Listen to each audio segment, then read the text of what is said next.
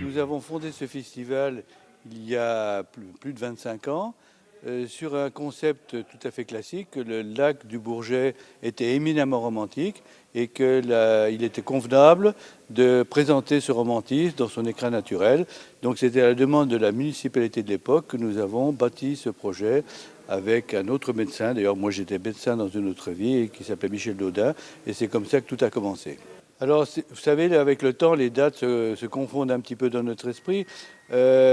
Pour nous, tout est important. Je n'ai pas de date particulière, c'est surtout de la continuité, dans la mesure où c'est une longue histoire et que nous avons, chaque année, nous avons une thématique. C'est-à-dire que chaque année, nous rendons hommage à un grand musicien de l'époque romantique. En particulier, Pierre Corzilus vous en parlera mieux que moi.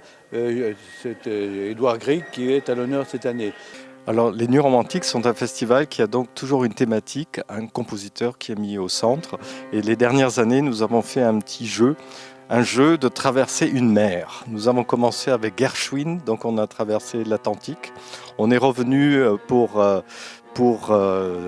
Shostakovich, on est reparti pour Villa-Lobos au Brésil, on est revenu pour Wagner et cette année on traverse une des mers baltiques pour aller au nord, en Norvège, rendre visite à Edvard Grieg.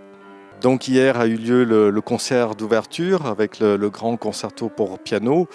À la fin du festival, nous aurons évidemment la suite Peer Gynt, mais en fait, à l'intérieur du festival, je conseille effectivement le récital à Hautecombe de piano, où vous pourrez découvrir en fait toute cette musique pour piano, les pièces lyriques, ces petits tableaux, en fait, ces petites esquisses que Grieg a écrites pour le tableau, avec une infinie finesse et inventivité, qui n'est pas souvent joué et sous les mains d'Abdelrahman El-Bacha seront vraiment des écrins et des trésors à découvrir.